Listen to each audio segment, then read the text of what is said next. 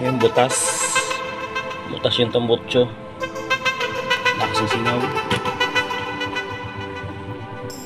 Yung pa sa loob. Butas. Butas din yun. Kaya lakas ng singaw niya. Kailangan may ispatan para tanggal yung singaw. Ito. Ano? Butas. Bulok na. Kailangan ito papaguhin na rin ito. Tatanggalin ito. Baguhin siya. Hindi na siya tatapa. Parang hindi tatapa pa. Sinipaan. Ayan. Matapa siya. Kailangan papaguhin yan. Nasa sa sidecar. Ayan yung sidecar. Tayo pang gagawin. Kailangan magawa na to.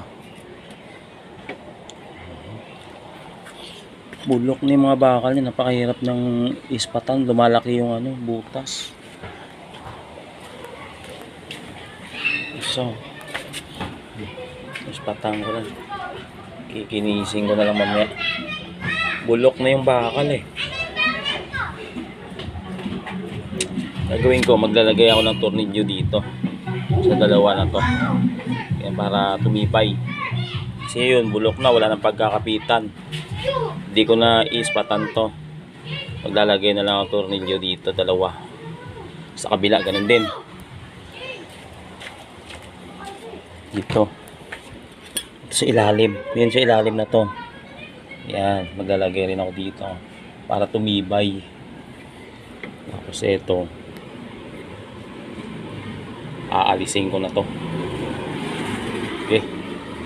Start na.